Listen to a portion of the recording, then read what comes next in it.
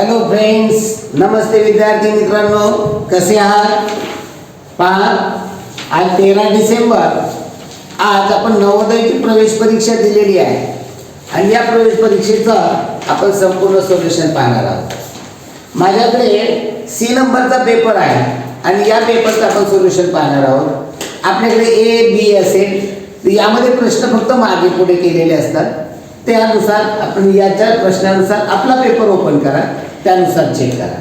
फक्त प्रश्न मागे पुढे असतात. ओके, चला पाहूया आपण सोल्युशन. पहिला प्रश्न पहा. या ठिकाणी प्रश्न आहे, दिलेल्या प्रश्नामध्ये 1 ते 4 मध्ये 4 आकृत्या ए बी सी डी दाखवलेल्या आहेत. या 4 आकृत्या कोणत्या तरी बाबतीत समान आहे.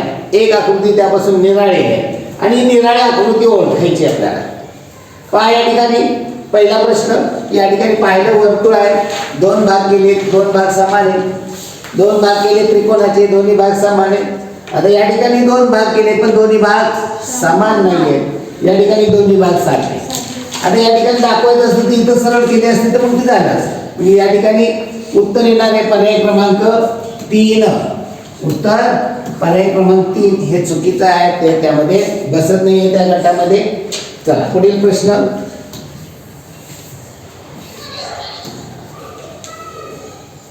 आता या ठिकाणी थोडस कन्फ्युजन करणार आहे.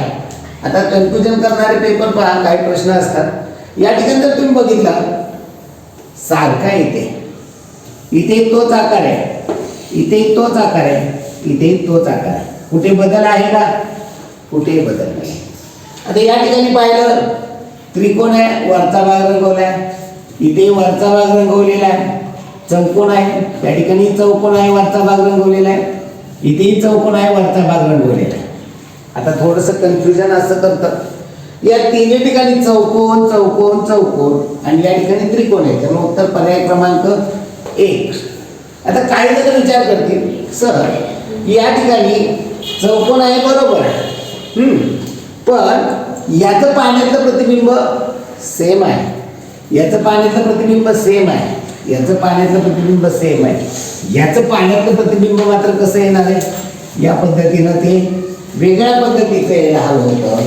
त्यामुळे त्या ठिकाणी हे या पद्धतीने दाखवायला हवं होतं, परंतु त्यापेक्षा हे जास्त योग्य उदाहरण आहे की ज्या ठिकाणी कन्फ्युजन आहे ते ठिकाणी तुम्हाला ते निदर्शना आणून देतो. 4 पण योग्य आहे, पण जास्त योग्य पर्याय क्रमांक 1. चला पुढील प्रश्न. या ठिकाणी वर्तुळामध्ये 2 काटे आहेत.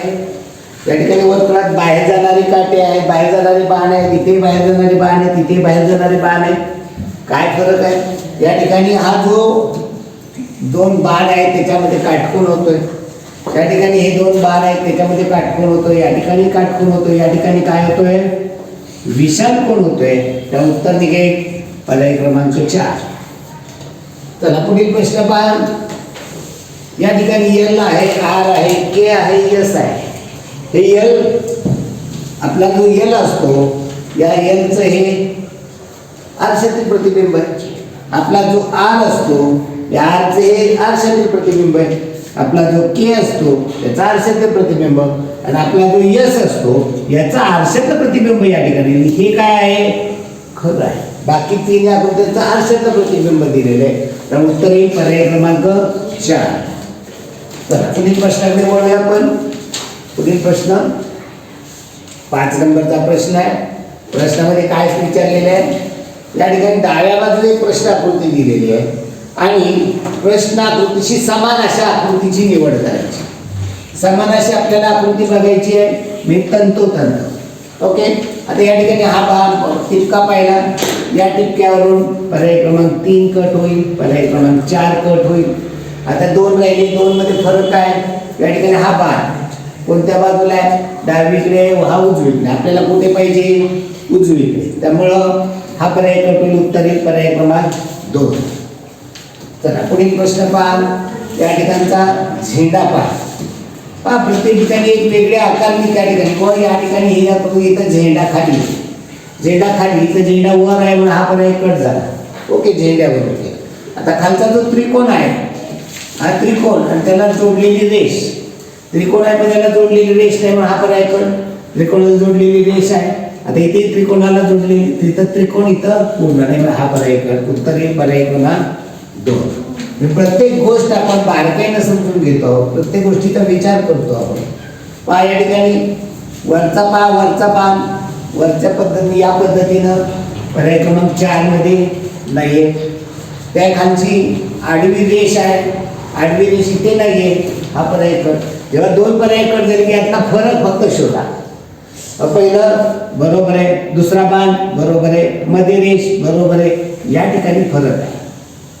या ठिकाणी बाण आहे, इथं रेष आहे. मग आपल्याला काय या ठिकाणी बाण पाहिजे त्यामुळे उत्तर पर्याय क्रमांक 3 येणार आहे, 2 चुकीचे. पुढील प्रश्न पहा.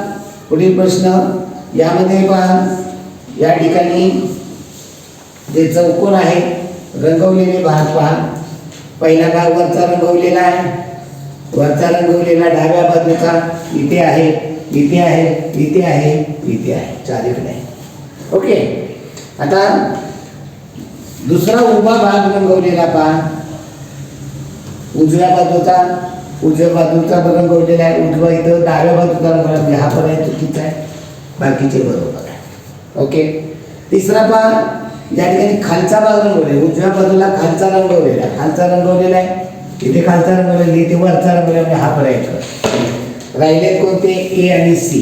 काय फरक आहे या आकृतीमध्ये, उजवीकडला रंगवला आहे, डावीकडला. आपल्याला कोणता रंगवलेला पाहिजे, डावीकडला, त्यामुळे कोणतं उत्तर येणार आहे, पर्याय क्रमांक 3.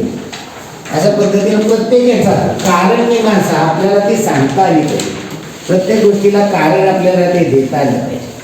आता या ठिकाणी काय प्रश्न आहे, 4 दिशानं बदलतात आकृतीच्या संरचनेतला लुप्त भाग, त्या ठिकाणी बरोबर आकृती कोणती बसेल हे आपल्याला शोधायचं. चला पहिला प्रश्न. आता या ठिकाणी सर्वच गोष्टी जसे तसं काढून पाहायची गरज नाही. या ठिकाणी पाहिलं की या ठिकाणचा हा आकार जो येणार आहे, हा कंस फक्त कोणत्या कोपऱ्या पाहिजे, डाव्या बाजूला वर पाहिजे. डाव्या बाजूला इथं वर कंस आहे का, आहे. इथे आहे का, नाही. इथे आहे, इथे आहे. ओके.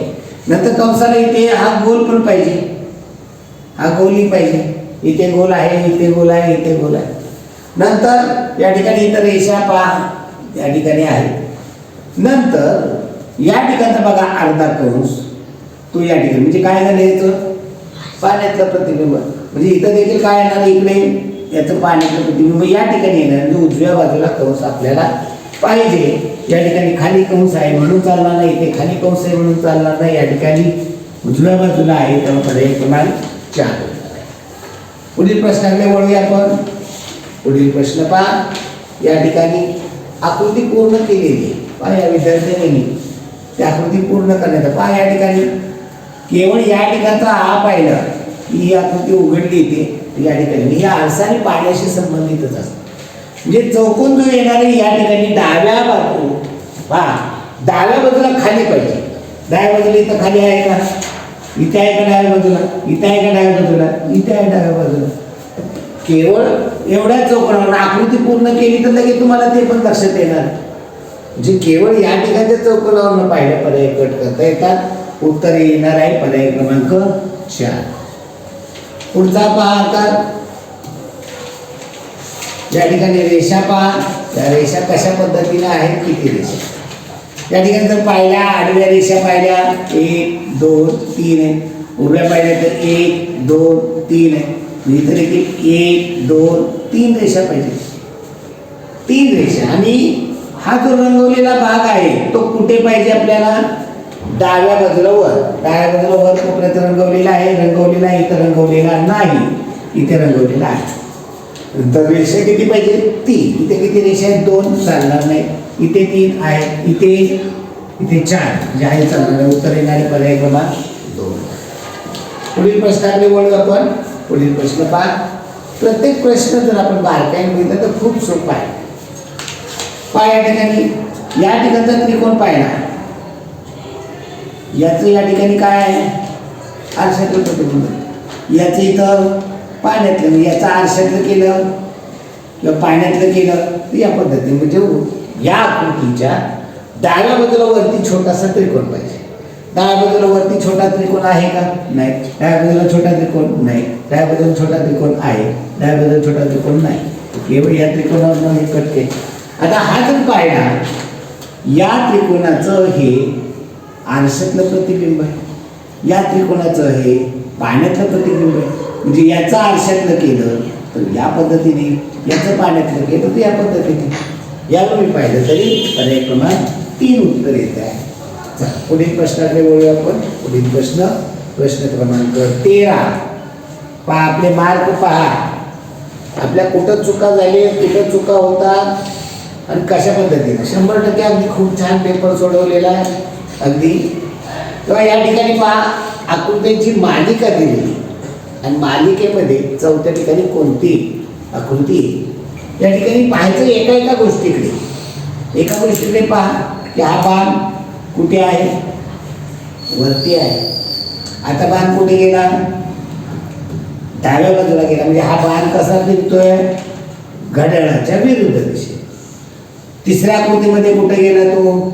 खाली. म्हणजे चौथ्या आकृतीमध्ये कुठे येणार आहे? उजव्या बाजूला. वर होता डावीकडे, खाली उजव्या बाजूला बाण पाहिजे. त्याच्यावर कोणता पर्याय कट होईल? पर्याय क्रमांक 2. आता यानंतर त्याच्या मागोमागचा बाण पहा.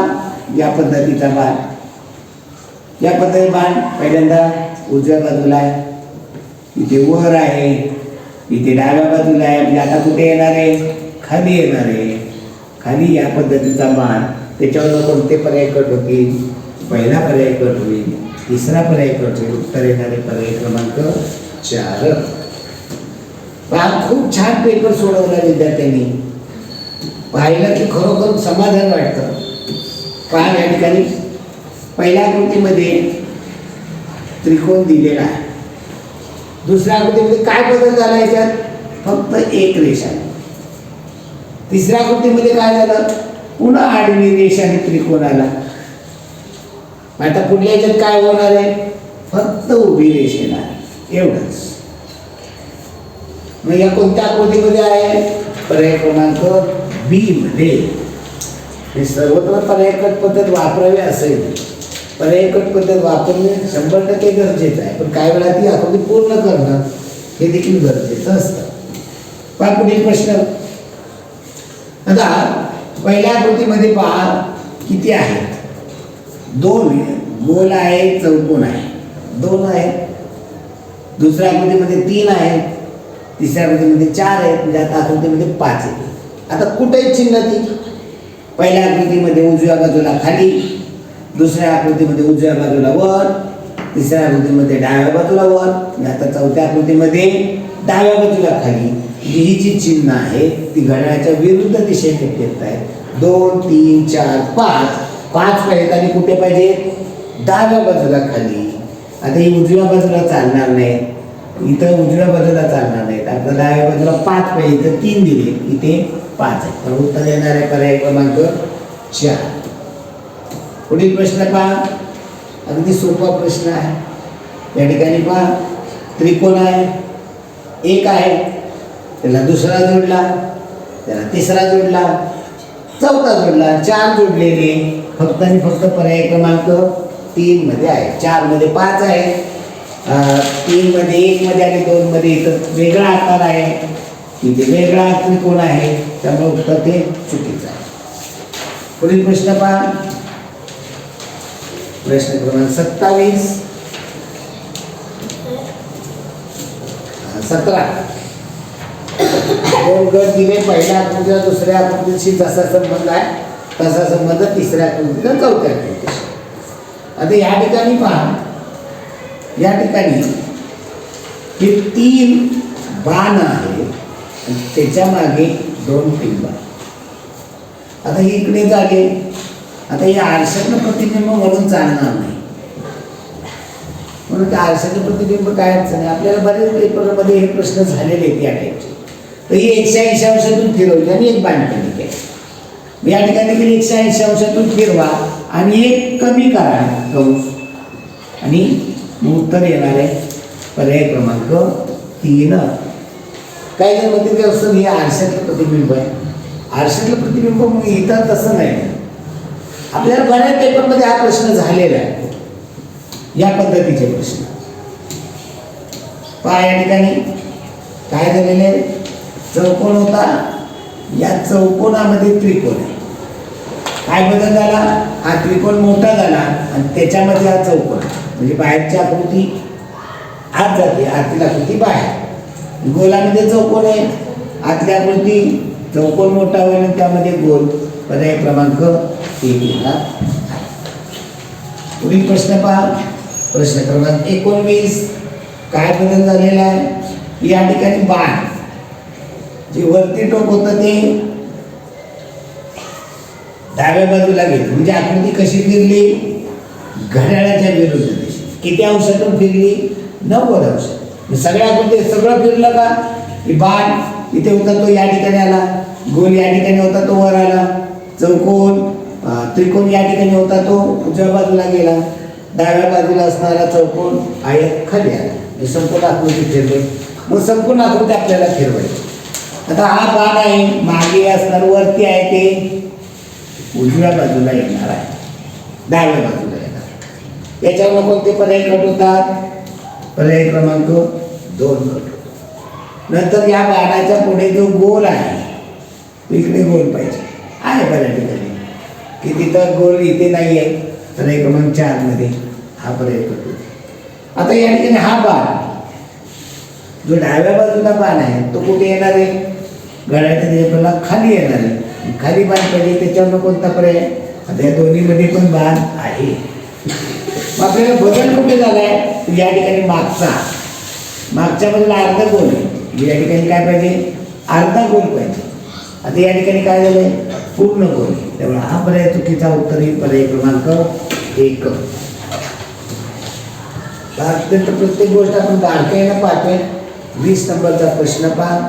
पहिल्या आकृती तर दुसऱ्या आकृतीशी काय संबंध आहे व्यवस्थित समजून घ्या. पहिल्या तर दुसऱ्यामध्ये काय आहे याचं स्पष्टपणे आरशातील प्रतिबिंब आहे. डावी बाजू उजवीकडे होते, उजवी बाजू डावीकडे. आता इथं उजव्या बाजूला आहे, हे डाव्या बाजूला झालेलं आहे. इथे हे डाव्या बाजूला आहे, ते उजव्या बाजूला गेलेलं आहे. त्या ठिकाणी त्रिकोण या पद्धतीने आहे, तो या पद्धतीने झालेला आहे. आडवी रेषा आडवी रेषा म्हणजे आरशातील प्रतिबिंब. आता याचा आरशातील प्रतिबिंब आपल्याला करायचं आहे. डाव्या बाजूला रंगवलेला उजवीकडे जाईल, उजवीकडे रंगवलेलं सर्वत्र. उजव्या बाजूला रंगवलेला आहे ते डाव्या बाजूला जाईल, डाव्या बाजूला सर्वत्र जाईल. आता या ठिकाणी पहा, हा त्रिकोण जो आहे तो खाली आहे, तो खालीच असणार आहे आरशामध्ये. खालचा वर होणार नाही, पाण्यामध्ये वर होतो. आपल्याला या ठिकाणी तो खाली पाहिजे त्रिकोण, फक्त आणि फक्त या आकृतीमध्ये 3 मध्ये. त्यामुळे पहिला, दुसरा, चौथा चुकीचा येणार आहे. उत्तर ही पर्याय क्रमांक 3. चला पुढील प्रश्नाकडे वळूया. पहा कसा वाटतो पेपर, खूप सोपा पेपर आहे. थोडंसं कन्फ्युजन तुमचं कुठं केलेलं आहे तर साध्या सोप्या प्रश्नांना. मराठीमध्ये गणितामध्ये 1-2 प्रश्न आहेत की ज्या ठिकाणी तुमचा कस लागेल. नाही तर सर्वसाधारण पेपर खूप सोपा आहे. आणि सोपा पेपर सोपा म्हणजे काय, 80% मार्क सर्व मुलांना मिळतात. खरा कस लागतो 90च्या पुढे जाण्याचा, आणि तेच या पेपरमधनं साध्य केलेलं आहे. पहा या ठिकाणी आकृती पूर्ण करायची आहे. या ठिकाणी आकार जर तुम्ही पाहिला, या ठिकाणचा आकार जो आहे या पद्धतीचा आकार, म्हणजे आकृती इकडे पूर्ण होणार. ओके, या पद्धतीचा आकार फक्त आणि फक्त पर्याय क्रमांक 2 मध्येच आहे. आकृती पाहिल्याबरोबर पहा, आकृती पूर्णही करावी लागत नाही, सवय हे सगळं नजरेने करतो. पुढील प्रश्न पहा, 22वा प्रश्न. रंगवलेला भाग, कापलेला भाग पहा, तिरकी रेषा, पुन्हा तिरकी रेषा, या पद्धतीने आकृती पूर्ण केली तर या पद्धतीनं पाहिजे. हा आकार पहा, कुठल्या पर्यायाने, पर्याय गट पद्धत वापरतो. या ठिकाणी पर्याय 4 मध्ये चालेल का. आता इथं दोन्ही त्रिकोण एकत्र जुळलेले, इथं काय केलेलं, अंतर सोडले, त्यामुळे काही चालणार नाही. आता या दोघांमध्ये फरक काय आहे, हा त्रिकोण लहान आहे, हा त्रिकोण मोठा आहे. या ज्या पद्धतीनं म्हणजे जेवढा हवा आहे, हा खूप लहान आहे, हा खूप मोठा आहे. आपल्याला पाहिजे तो पर्याय क्रमांक 2 मध्ये आहे. पुढील प्रश्न पहा, गोलाचा आहे भाग हा कापलेला. हा जर पूर्ण गोल केला आपण तर या ठिकाणी पहा ही आकृती, या ठिकाणचा तिरका भाग सेम टू सेम पाहायचा अगोदर, सेम टू सेम सापडलं नाही तर फिरवलं. या पद्धतीने तिरका कापलेला आकार फक्त आणि फक्त या ठिकाणी. नंतर हा तिरका आकार या ठिकाणी, या ठिकाणचा तिरका आकार या ठिकाणी, आणि हा कंस या ठिकाणी. सेम टू सेम जुळत आहे. पर्याय क्रमांक 2. क्वचित प्रसंगी पर्यायाकडे आपल्याला फिरवून दिलेली असते. चला पुढील प्रश्न पहा. या ठिकाणी पहा हा तिरका आकार, ही आकृती पूर्ण केली तर या पद्धतीने तयार होईल. आपल्याला सर्व पाहायचं नाही. या ठिकाणचा तिरका आकार, डाव्या बाजूला तिरका आकार इथे आहे, इथं आहे का नाही, इथे आहे का नाही, इथे आहे का नाही. केवळ या तिरक्या आकारावर पाहिजे तर पर्याय करतो. उत्तर निघाले की लगेच नोंदवायची गडबड करायची. मग आडवी रे जुळते का जुळते, तिरकी रे जुळते का जुळते, तिरकी रे जुळते का जुळते, संपूर्ण आकृती जुळते का जुळते. उत्तर पर्याय क्रमांक 1. बरीच मला खूप गडबड करतात, खूप गडबड करतात. पहा विद्यार्थी मित्रांनो, आरशातले प्रतिबिंब, संपूर्णच्या संपूर्ण आरशातलं प्रतिबिंब काढायचं नसतं. इथं कल्पना करा तुम्ही, आरशामध्ये काय होतं, डावी बाजू उजवीकडे होते. इथे पहा डाव्या बाजूला ही तिरकी रेष बाहेर निघालेली, एक प्रकारे शेपूट मार. डाव्या बाजू शेपूट कोणीकडे पाहिजे, उजव्या बाजूला. उजव्या बाजूला आहे, उजव्या बाजूला आहे, उजव्या बाजूला शेपूट नाहीये, उजव्या बाजूला शेपूट नाहीये. या दोन आकृत्या राहिल्या की प्रश्न बाजूला ठेवा, यातला फरक शोधा. काय फरक आहे, या ठिकाणी इकडे उजव्या बाजूला पण आलेली रेष आहे, इकडे नाहीये. इतर रेष आहे का नाहीये, त्यामुळं पर्याय क्रमांक 1 कट, उत्तर येईल पर्याय क्रमांक 2. पुढे पहा व्ही सारखा आकार, या ठिकाणी व्ही सारखा आकार, ए सारखा आकार आहे. व्ही नाही ए सारखा, 2 ए आहे, इकडे 2 ए, मध्ये व्ही आहे. व्ही या बाजूला उतरते आहे, त्या आरशामध्ये या बाजूला उतरते होती. चारही आकृत्या सेम बाजूने उतरते, त्याच्यावर पर्याय कट होतो. आता एचा काय व्ही होणार नाही, एचे ए सर्वत्र एच आहे. फरक कुठे आहे, तर ए मधल्या व्ही कडे मध्यभागी. इथे व्ही दिलेला तेव्हा हा पर्याय कर. व्ही मध्यभागी आहे, चालणार आहे. इथं व्ही एका बाजूला, इथं व्ही एका बाजूला आहे, त्यामुळे हे दोन्ही पण कट होते. चला पुढील प्रश्नाकडे. टी पहा, डाव्या बाजूचा टी आरशामध्ये उजव्या बाजूला जाणार आहे. उजव्या बाजूला टी, याच्यावरून दुसरा पर्याय कट. आता हा टी पहा डाव्या बाजूला असला, उजव्या बाजूचा टी डाव्या बाजूला जाणार आहे. याचा आरशाचं प्रतिबिंब या पद्धतीनं, याच्यावरून कोणता पर्याय कट होईल, चौथा पर्याय कट होईल. नंतर व्ही सरळ आहे तसा, आरशामध्ये व्ही सरळ आहे तसा राहील, या ठिकाणी उलटा दाखवलेला आहे. हा पर्याय कट होईल. उत्तर येणारे पर्याय क्रमांक 1. पुढे पहा, आता पहा उजव्या बाजूला जाणार आहे, याचा आरशामध्ये डाव्या बाजूला जाणार. या रेषेवरून कोणता पर्याय कट होतोय, पहिला की बाण खाली आहे, इथं वर आला म्हणजे हा पर्याय कट. या ठिकाणी चुकीचा आहे, या ठिकाणी चुकीचं आहे. या केवळ रेषेवरून पाहिलं तर आपल्याला ही आकृती या पद्धतीनं पाहिजे. ही आणि ही फक्त पर्याय क्रमांक 2 मध्ये. सगळ्या गोष्टी पाहायच्या नाही. हे पाहिलं असतं की मागे बाण असणारी रेषा ही आरशामध्ये पाहिजे तर या पद्धतीनं होईल. ओके, तर उत्तर पर्याय क्रमांक 2. पुढील प्रश्न पहा 29वा. या ठिकाणी कागदाच्या घड्या उघडायचे, कागदाच्या घड्या घालून डोकं पाडलेले आहे, ते उघडल्यानंतर कसे दिसेल. आता या ठिकाणी पहिल्यांदा खालून वर घडी घातली, डाव्या बाजूने उजवीकडे घडी घातली, उजवीकडून डाव्या बाजूला घातली, आणि नंतर त्यामध्ये कापलेला आकार आहे. आता पहिल्यांदा तो आकार उघडायचा. आता केवळ एवढाच आकार उघडला, हा आहे तो उघडला इकडे अर्धा गोल. त्याच्यावर कोणकोणते पर्याय कट होती, इथे अर्धा गोल दिलेला नाही, त्यामुळे हा पर्याय. नंतर हा त्रिकोण आहे तो या ठिकाणी या पद्धतीनं होतो.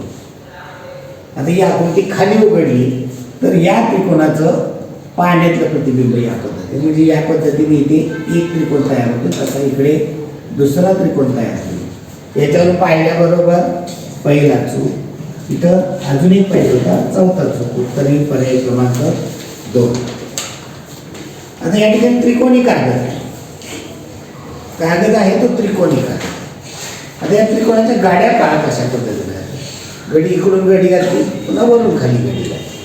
आता वर पहिल्यांदा गडी कुठे उघडणार, वर उघडली. आता ती कशा पद्धतीने उघडेल, आता उदाहरणार्थ ती गडी मी जर या पद्धतीने दाखवली, ही जर मी गडी खाली उघडली तर कशी कुठे दिसणार, या ठिकाणी दिसणार. गुणिलेचं चिन्ह जाईल का वरती, नाही.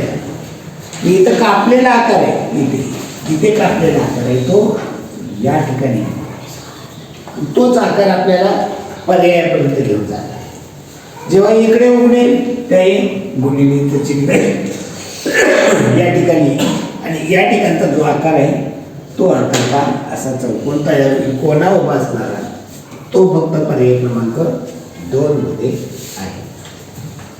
तुम्हाला सांगितलं की या छोट्या छोट्या गोष्टी असतात ना, याच आपल्याला उत्तरापर्यंत घेऊन जातात. ओके, चला पुढील प्रश्न पहा.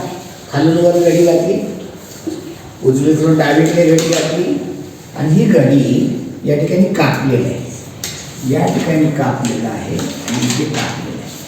ज्यावेळी मी खाली उघडे पहा, तुम्ही मला नाही सर पहिल्यांदा डावीकडून गडी आहे, खालनं वर आहे, नंतर मग उजवीकडून डावीकडे, मग पहिल्यांदा डावीकडून उजवीकडे उघडा, या पद्धतीने या ठिकाणी आणतो. मी एवढ्या याच्यातून पर्याय वापरा करत. डाव्या बाजूला उजव्या बाजूला कापलेलं, इथं डाव्या बाजूला उजव्या बाजूला कापलेलं आहे का, नाही. हा पर्याय कर. इथं डावीकडे कापले, उजव्या बाजूला कापले का, नाही. या ठिकाणी कापलेला जिथं पाहिजे अशा पद्धतीनं आहे का, नाही. फक्त आणि फक्त इथं कापलेलं आहे. खालचे गोल खाली उघडले, ते अर्धे गोल ते पूर्ण गोल होती, या ठिकाणी कापलेले. या ठिकाणी पाहिलं तर उत्तर पर्याय क्रमांक 4. पुढील प्रश्नाकडे जाऊया आपण. प्रश्न क्रमांक 32. या ठिकाणी पहा, गडी इकडून घातलेली आहे, डावीकडून उजवीकडे घातली, खालून वर गडी घातलेली आहे, आणि या ठिकाणी आकार काढले आहे. आता साधं सोपं आहे. या ठिकाणी टिंब, हे टिंब जागा बदलणार नाही. कोणकोणत्या पर्याय आहेत, जर 4 भाग केले तर या ठिकाणी टिंब इथे काय, इथे आहे का टिंब, नाही. इथे आहे, इथे या ठिकाणी पाहिजे, नाही. म्हणजे या ठिकाणी नाही, इथे नाही, इथे नाही, याच्यावर इथं पर्याय कट होते. आता या दोघांमध्ये फरक काय हो, त्रिकोणाचा. त्रिकोण कशा पद्धतीने पाहिजे, या पद्धतीचा त्रिकोण आहे का यामध्ये, या पद्धतीचा त्रिकोण नाही. तो कुठं आहे, या ठिकाणी. तर उत्तर येणारे पर्याय क्रमांक 3. संपूर्ण आकृती उघडली देखील नाही. जे काळी गोष्टी या पद्धतीनं आपल्याला ज्या ठिकाणी कापलेला पाहिजे त्या ठिकाणी तो असायला हवा, असंही पाहू शकतो. वेगळ्या वेगळ्या पद्धती आहेत, टेक्निक वेगळे वेगळे आहेत, आणि सगळ्या पद्धतीनं मुलांना तयार करावं. आता बाई तुकडे आहेत, तुकडे जोडायचे आहेत. पहिला प्रश्न क्रमांक 33. या ठिकाणी तुकडा पहा, या तुकड्यांमध्ये आकार पहा. 3 तुकडे आहेत, इथे 3 तुकडे, इथे 3 तुकडे, इथे 3 तुकडे, इथे जास्त 1 2 3 4 5. मी पहिल्या चौथा पर्याय करतो. आता हा जो तुकडा आहे तो तुकडा पहा, कर्व आकार आहे. इथं कर्व आकार आहे का, सरळ आहे, नाही का. इथे कर्व आकार आहे, इथे कर्व नाही. त्यामुळे हा उत्तरी पर्याय क्रमांक 2. पुढे पहा, या ठिकाणी जो आकार 3 तुकडे 1 2 3 तुकडे पाहिजेत आपल्याला. 3 तुकडे 1 2 3, इथे 1 2 3 1 2 3 1 2 3 2 3. आता आकार पाहिजे की हा आकार आपल्या घरामध्ये असणाऱ्या कशासारखा आकार आहे हो, गाळण्यासारखा आकार घ्या. आपल्या चुलीवरची चिमणी पहा, काहीच्या घरात आता आधुनिक घरामध्ये चिमणी, या पद्धतीचा आकार आपल्याला तो आकार पाहिजे. याच्यामध्ये आकार आहे का, तो नाही. याच्यामध्ये तो आकार आहे, या ठिकाणी आकार नाही, या ठिकाणी नाही. केवळ या आकारानं पाहिलं तर उत्तरापर्यंत आपल्याला पोचता येतं. एक एक पर्याय पद्धत वापरायची. आता या ठिकाणी पहा, सकाळीच आपण हा प्रश्न पाहिला होता. पहा, या चौकोन 3 तुकडे आहेत, 3 तुकडे 1 2 3 1 2 3 1 2 3 1 2 3. चौकोन किती आहे, एकच आहे, एक आयत आहे, आणि हा वेगळा आकार. चौकोन याच्यामध्ये आहे, याच्यामध्ये आहे, याच्यामध्ये आहे, याच्यामध्ये सर्वात आहे. तर दुसरी कोणती आहे, आयताचा आकार आहे. आयत इथे आहे, इथे आयत पहा खूप मोठा आहे, वेगळ्या पद्धतीचा आहे, नाही चालणार. इथे तर खूपच मोठा आकार आहे त्या ठिकाणी. आता या ठिकाणी पहा आयत मोठा आकार आहे. पाहू आपण थोडंसं पाहू आपण थोडं. नंतर हा आकार पहा, ज्या ठिकाणी या ठिकाणी एकत्र केले जोडले ते इथं पर्याय क्रमांक 1 मध्ये होतं. आता पर्याय क्रमांक तुम्हाला कसं 4 मध्ये पण येते की हो, ते फिरवावं लागेल. पण या ठिकाणी पहा आयत खूप छोटा आहे, तिथं आयत खूप मोठा दाखवलेला आहे. हा आयत एवढा मोठा नाही आहे, त्यामुळे 4 पर्याय चुकीचा. उत्तर पर्याय क्रमांक 1. पुढचा आकार पहा, या ठिकाणी 1 2 3 4 तुकडे आहेत. इथे 1 2 3 4 5 तुकडे चालणार नाही. इथे 1 2 3 4 5 6 7 तुकडे. इथे 1 2 3 4 1 2 3 4. बरोबर. ही तुकड्यांच्या संख्येनं आता हा आकार पाहायला जुळवला तर याच्यामध्ये जो आकार आहे, एक त्रिकोण आहे, हे 2 त्रिकोण आहेत, हा चौकोन आहे. एक चौकोन पाहिजे. आता याच्यामध्ये चौकोन आहे का? हा त्रिकोण आहे, हा त्रिकोण आहे, हा त्रिकोण आहे, या ठिकाणी चौकोन आहे. या पद्धतीचा चौकोन पाहिजे. तो चौकोन कसा पाहिजे? दोन्ही बाजूला या समांतरभुज चौकोन पाहिजे. तर या ठिकाणी समांतरभुज चौकोन या ठिकाणी नाही, इकडे इकडे असं पाहिजे. हा पर्याय कट. उत्तर पर्याय क्रमांक 3. चला नेक्स्ट आपण पुढील प्रश्नाकडे. प्रश्न क्रमांक 37. खूप छान, म्हणजे अपेक्षेपेक्षा खूप छान पेपर आलेला आहे आपल्याला. अपेक्षा नव्हती एवढा सोपा पेपर येईल, परंतु आपल्याला तो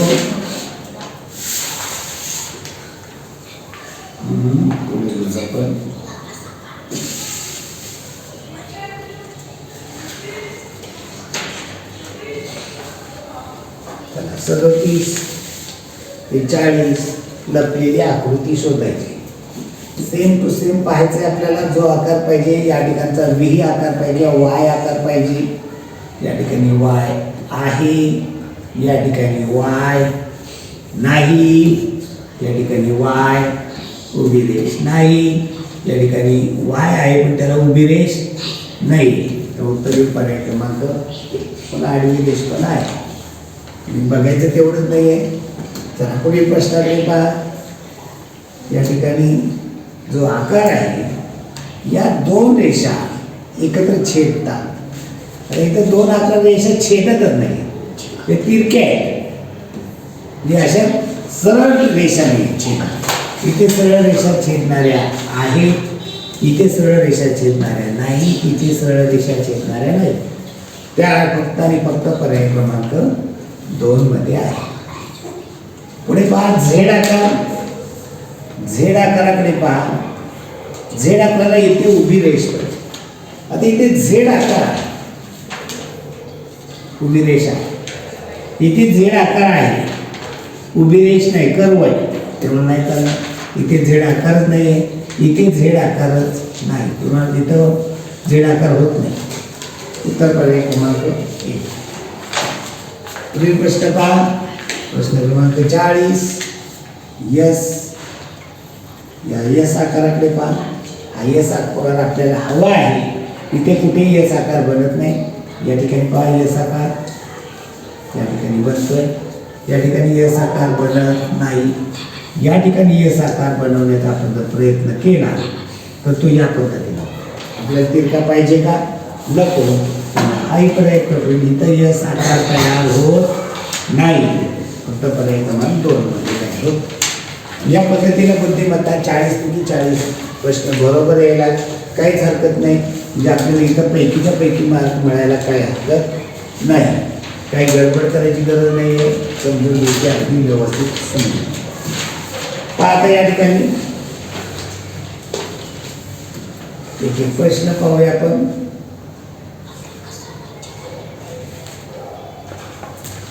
प्रश्न जर आपण मोठा केला तर आपल्याला अडचणी सोडवायला जागा पुरणार नाही.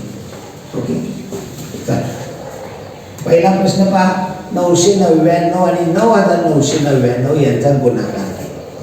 9999 गुणिले 999 यांचा गुणाकार करायचा आहे.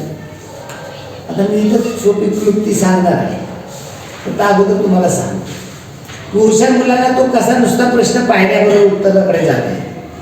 99 1 अच्छे आले 8, 99 8 89 अच्छे आले 8, 99 8 89 अच्छे आले 8, 99 8 89.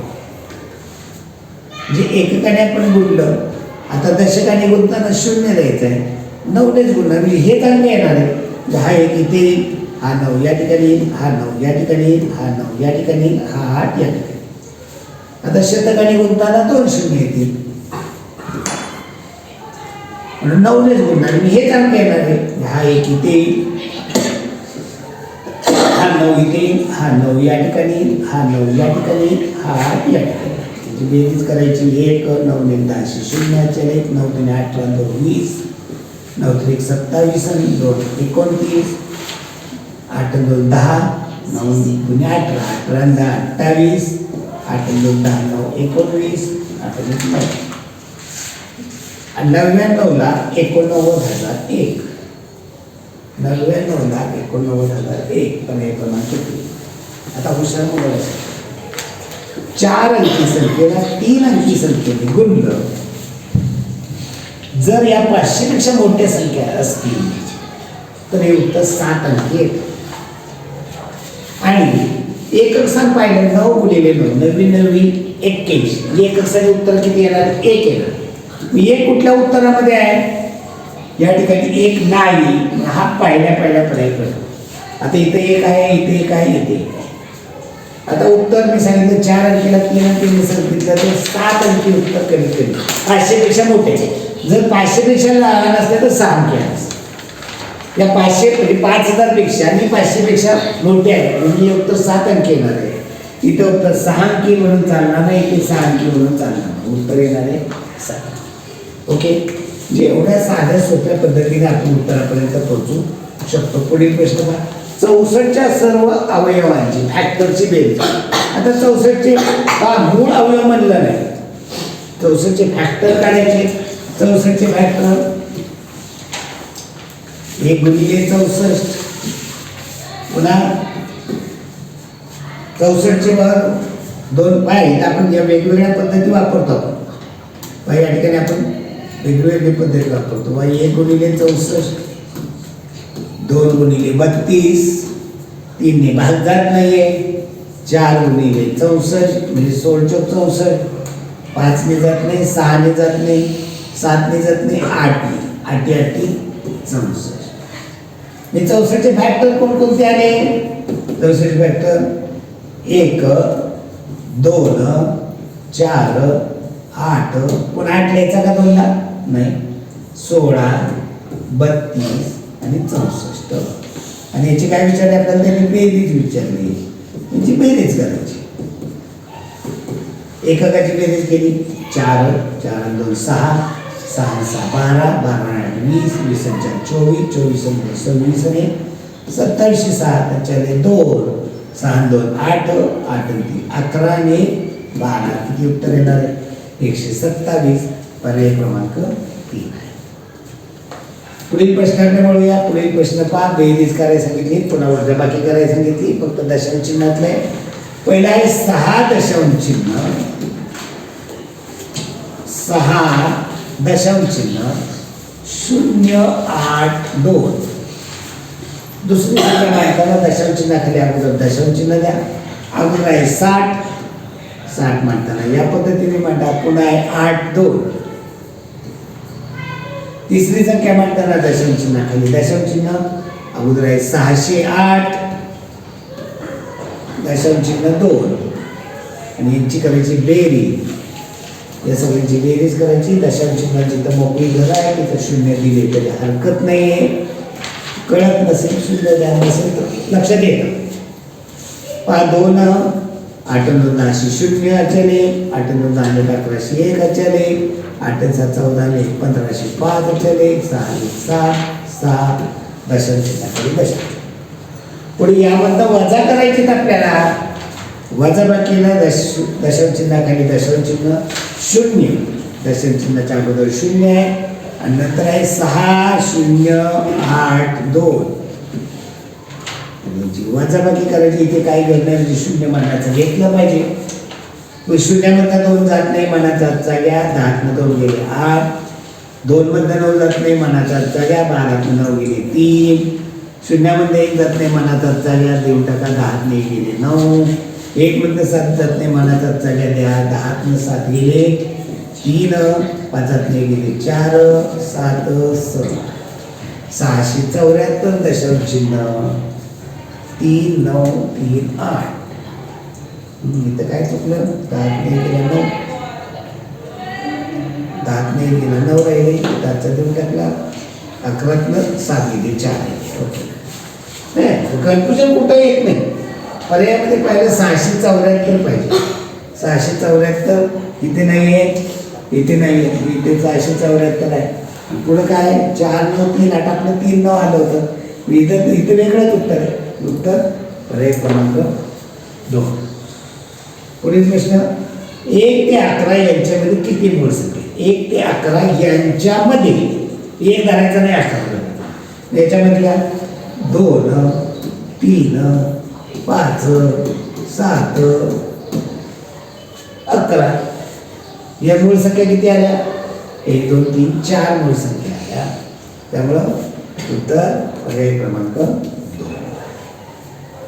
पुढे 45 भाग गुणाकार दिलेला आहे. 0.2 गुणिले 0.3, 0.2 गुणिले 0.03.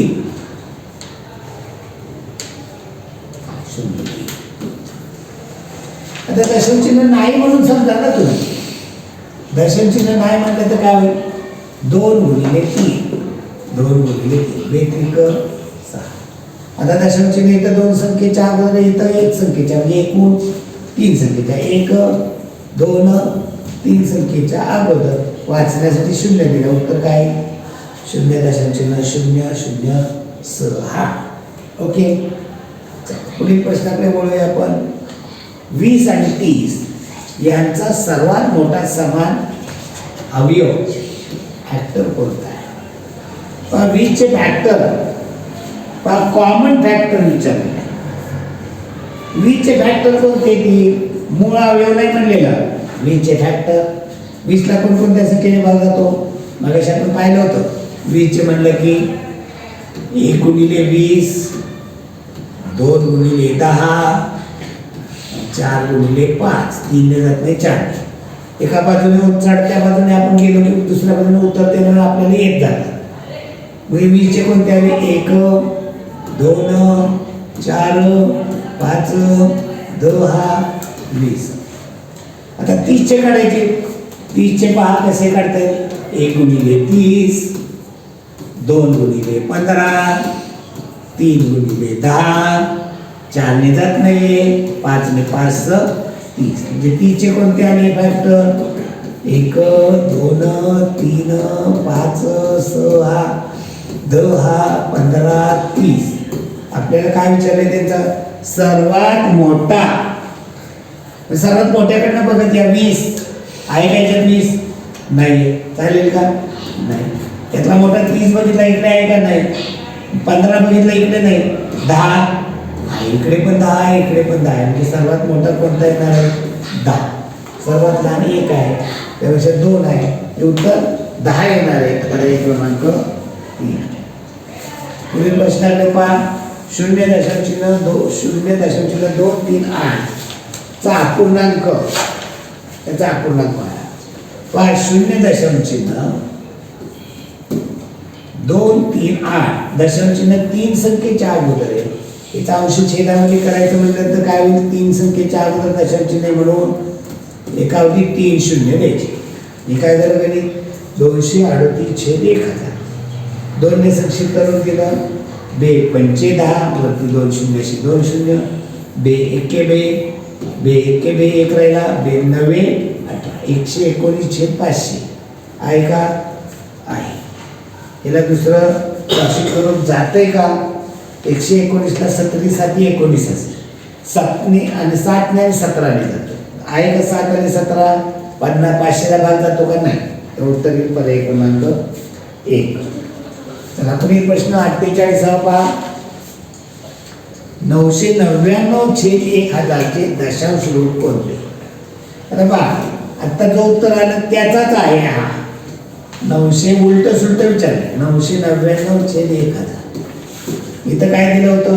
दशांश पूर्णांकाचं व्यावहार्य अपूर्णांक. आता व्यावहार्य अपूर्णांकाचं दशांश अपूर्णांक किती शून्य? 1 2 3 0 दशांश चिन्ह 3 संख्येच्या अगोदर वाचण्यासाठी शून्य दिलं. उत्तर काय येणार आहे? 0.999. पर्याय क्रमांक 1. पुढे 49वा प्रश्न पहा. 3/2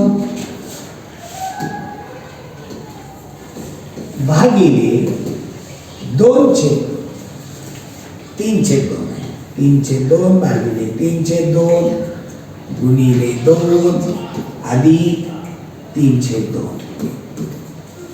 आता पहिल्यांदा भागिले म्हणजे उलटून गुणिले होतात. एवढंच घेऊया. 3/2 गुणिले 2/3 पुढं आहे त्याचा गुणिले 2 अधिक 3/2.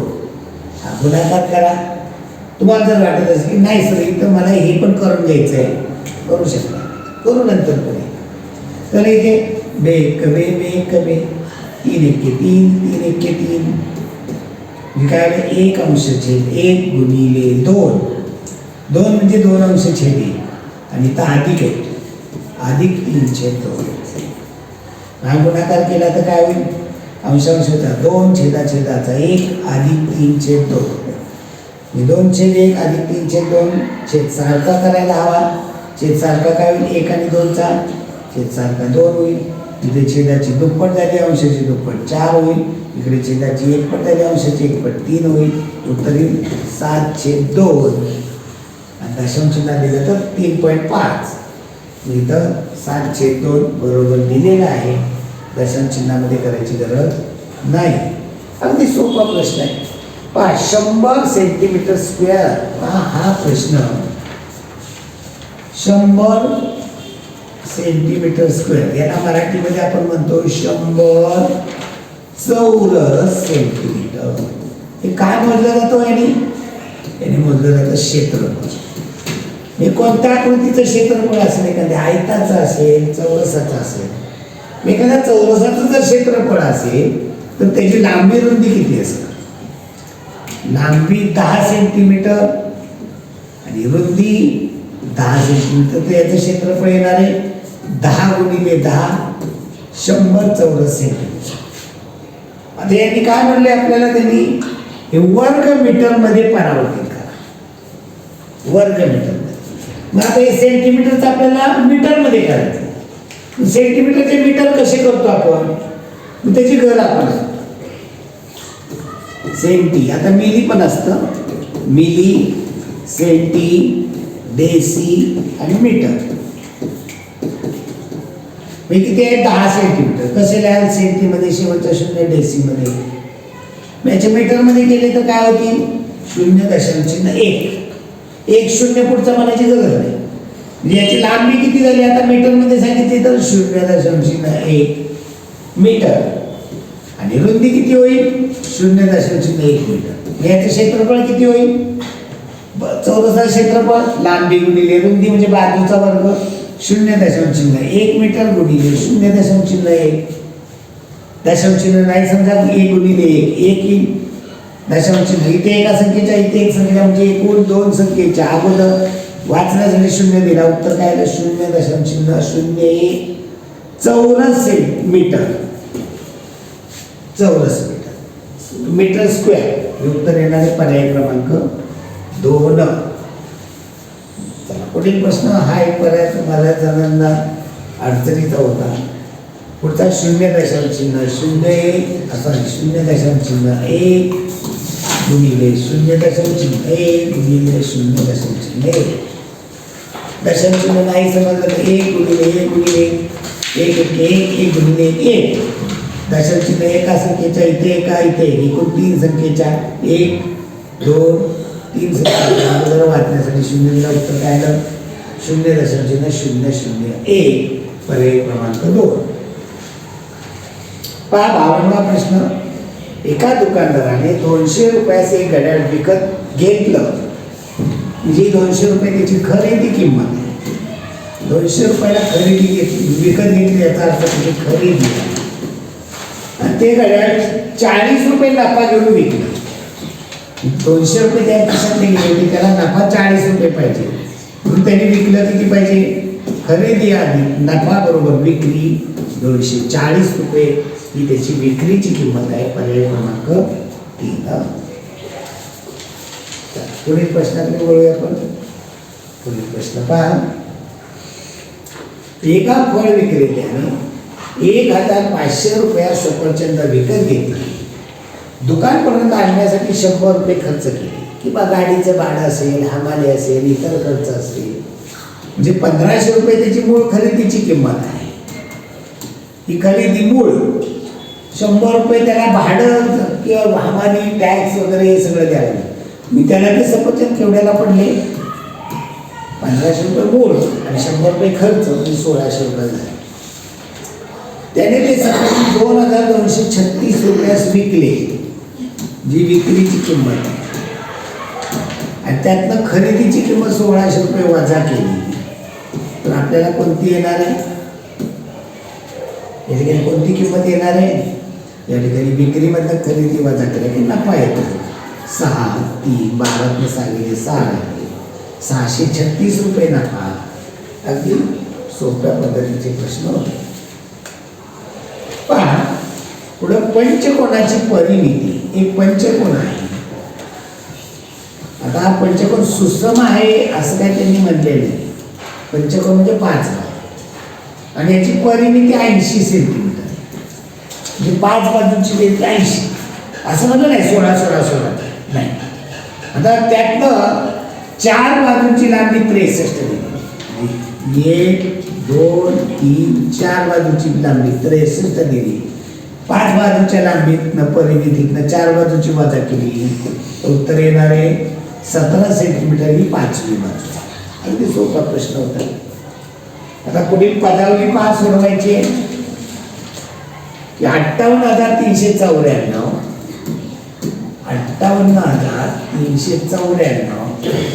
वजा 86 करा. 14 6 गेले 8 राहिले, 9 मधनं 9 गेले 0, 3 3, 8 8, 5 5. पुन्हा 86 वजा केले. 8 6 गेले 2, 10 8 गेले 2, 3 गेले 2, 8 8, 5 आणि पुढं म्हणलेलं आहे की 58,222 या अलीकडचं उत्तर आलं. आणि पुढं कोणत्या संख्येला 86ला गुणलं तर उत्तर 222. जर तुम्ही 6चा पाढा पाहिला तर 6च्या पाढ्यात फक्त एका ठिकाणी येतो 2. 6 1 6, 6 2 12, 6 3 18, 6 24, 6 5 30, 6 6 36, 6 7 42.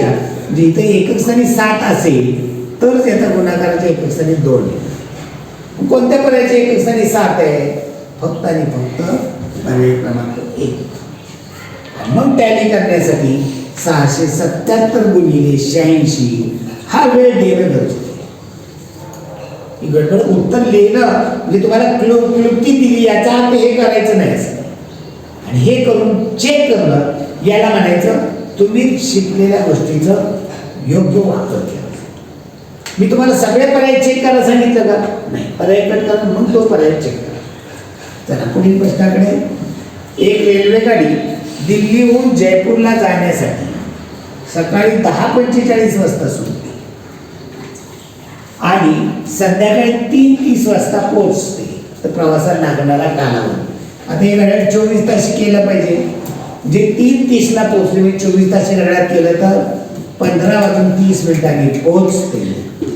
यातनं सुटलेली वेळ 10:45 वजा करायची. सुटणारी वेळ याची वजाबाकी करा.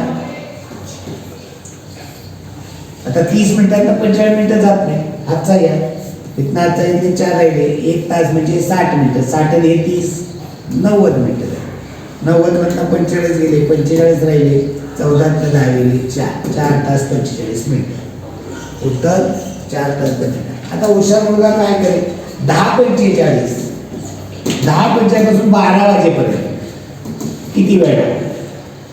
10:45 15 मिनिटांनी 11 आणि 1 तासाने 12 म्हणजे लागले किती वेळ? 1 तास 15 मिनिट.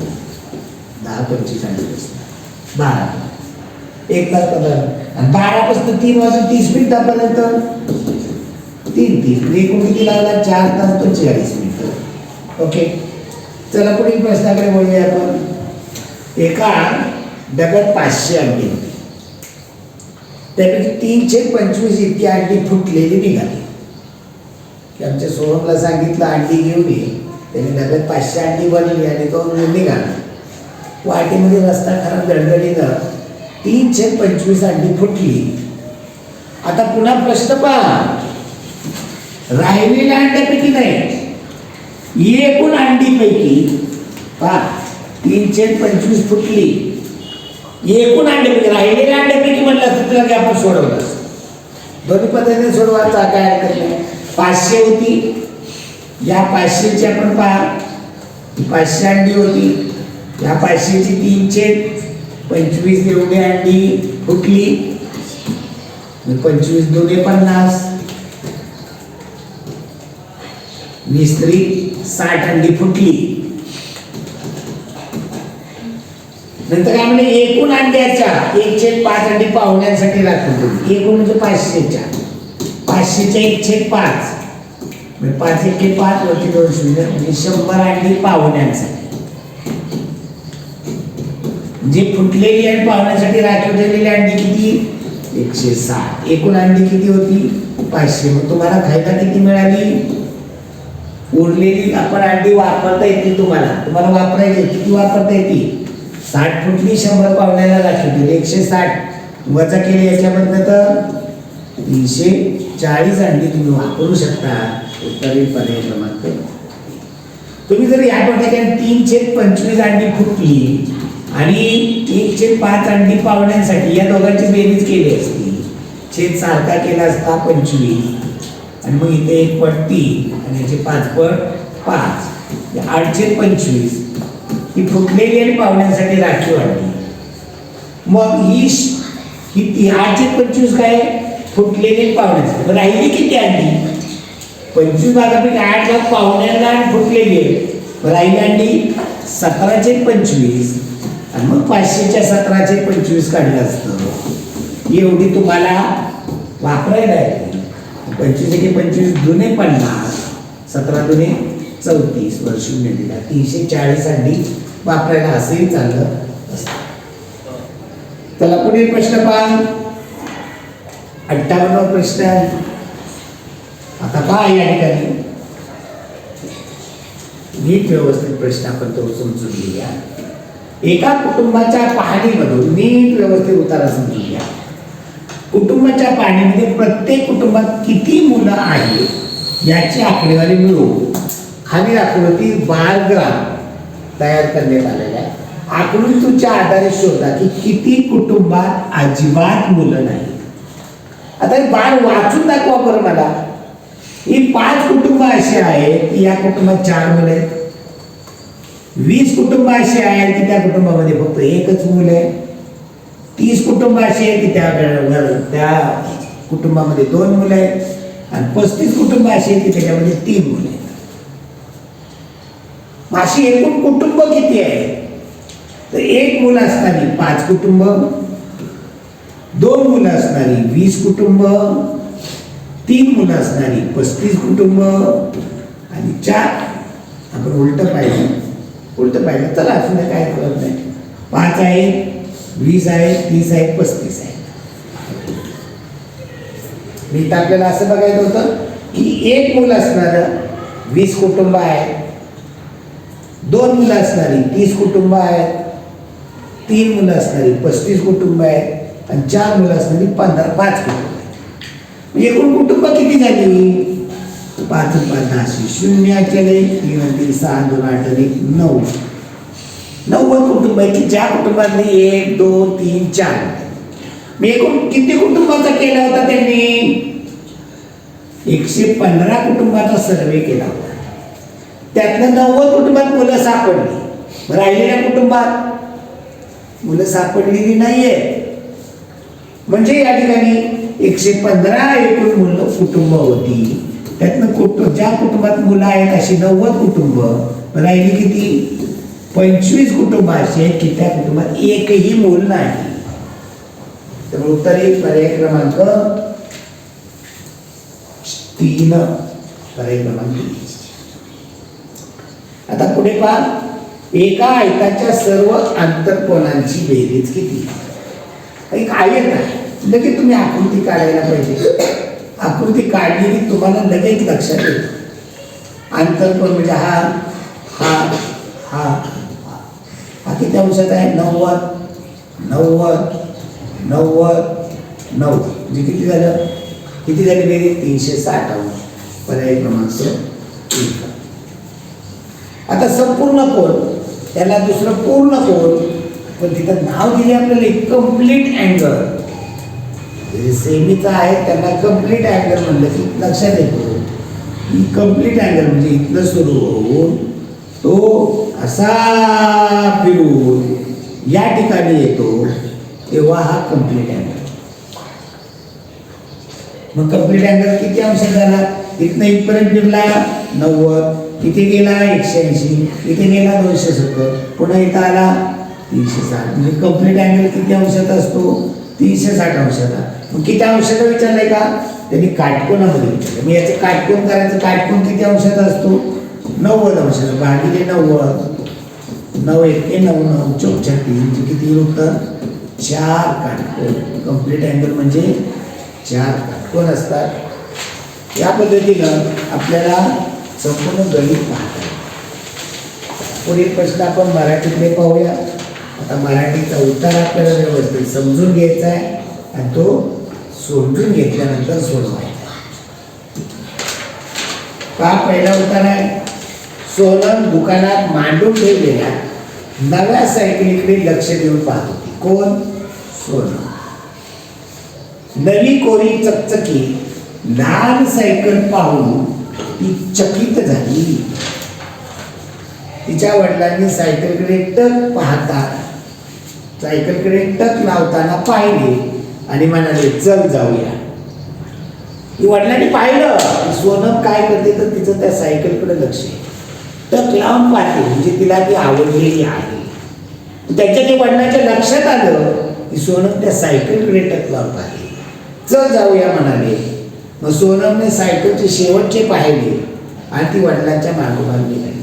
पण वडिलांच्या ते चाणाक्ष वडिलांच्या ते लक्षात आलं की सोनम कशाकडे पाहतो. रात्री झोपतानाही ती चटकदार लाल सायकलचाच विचार करीत होती.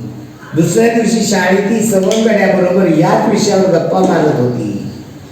शाळेतून परतल्यानंतर तिने घराकडे नवी कोरी सायकल बघितली. शाळेमध्ये ती रात्री झोपताना तिच्या डोक्यापुढे, तिच्या डोळ्यापुढे लाल चटकदार सायकलचाच विचार होता. शाळेत गेल्यानंतर तिला सवंगड्याबरोबर ती याच विषयावर गप्पा मारत होती. आणि ती संध्याकाळी शाळा सुटलं घरी आली. तिने घराच्या पुढे पाहिलं नवी कोरी सायकल. तिला खूप आनंद झाला. तिने आईला हाक मारली, आई आई आई. तिची आई बाबा हसत हसत बाहेर आले आणि म्हणाले, तुझ्या वाढदिवसाची भेट. पहा किती पहा, आपण अगोदरच पप्पांना मम्मीला म्हणतो मला वाढदिवसाला काय देणार. जे आमची अपेक्षा असते हे ते पाहिजे ते पाहिजे. इथे सोनमने काही मागितलं नाही. हे खूप महत्वाचं आहे. सोनम खुश झाली आणि आई बाबांना बिलगली. बिलगली म्हणजे काय? आई बाबांना मिळाली. तिच्या छोट्या हाताने तिने आईला बाबांना मिळाली. चला याच्या प्रश्नांकडे बोलूया. सोनम टिंबटिंब सोबत दुकानात गेली. आता कोणासोबत गेली लिहिलेलं नाही, पण तिथं बघितल्यानंतर वडील तिचे म्हणाले चल. जी कोणासोबत गेली असणार? वडिलांच्या सोबत. तर उत्तर येणारे पर्याय क्रमांक 2. सोनमने दुकानात चकचकीत टिंबटिंब सायकल पाहिली आणि ती आकर्षित झाली. सायकल कसली होती? लाल. त्यामुळे लाल सायकल. सोनलच्या आई बाबांनी या कारणास्तव तिला नवीन सायकल दिली. कुठल्या कारणास्तव? वाढदिवसाची भेट म्हणून परीक्षेत यश मिळाल्याबद्दल, तिला आवडली म्हणून, तिच्याकडे सायकल नव्हती म्हणून, तर तिला वाढदिवसाची भेट, आणि तिथं म्हणलेलं आहे तिला आवडली, बरोबर आहे, पण कोणत्या कारणास्तव भेट दिलेली, नुसती आवडली म्हणून दिलेली नाही.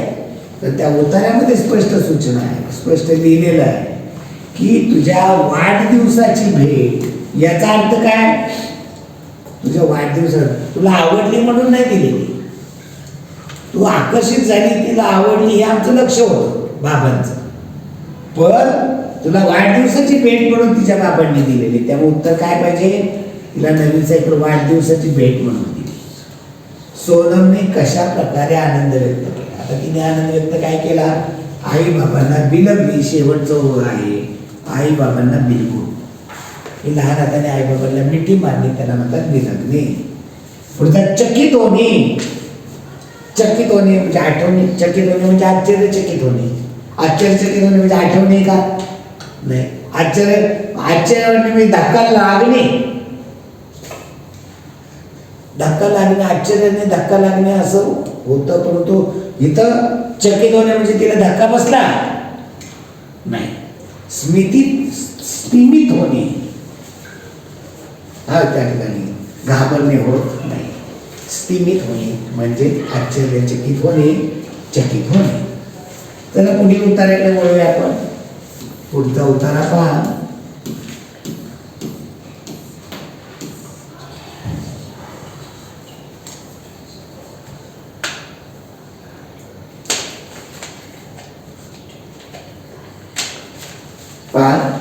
भीमकाय पांडा.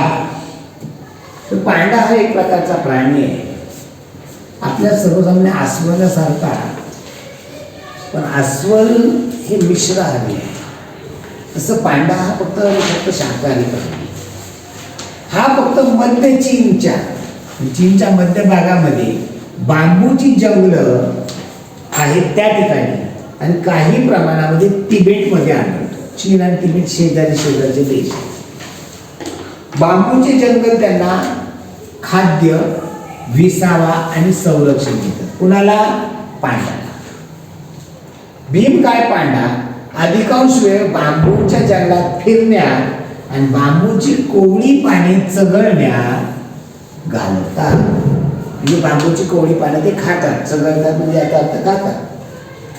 ते मोठ्या प्रमाणात फक्त बांबूची कोवळी पानेच खातात. स्पष्ट दिली सूचना, बांबूची कोवळी पानेच खातात, कोवळी पानं लागतात. त्यामुळे त्यांना सदोदित पोटभर खाद्य मिळत नाही. झाड पानं नाही चालत, कोवळी पाहिजे. मग कोवळी पानं बांबूच्या झाडावर चढावं लागतं, त्यांना बांबूची पानं खाली लागतात, त्यामुळे पोटभर त्यांना अन्न मिळत नाही. आता खाली गवत असतं तर गवत भरपूर पोटभर मिळेल. आपण काही जनावर चरायला सोडतो, खाली भरपूर गवत असतं. पण आता ही कोवळी पानं म्हणल्यावर ती बांबूच्या झाडावर चढून पान एक पान खायचं म्हणजे पोटभर मिळेल का? नाही. तर मोठ्या प्रमाणात करण्यात येत असलेली शिकार आणि त्यांचे नैसर्गिक अधिवास नष्ट होत असल्याने हा सुंदर प्राणी विलुप्त होण्याच्या मार्गावर आहे. विलुप्त म्हणजे नष्ट होणे.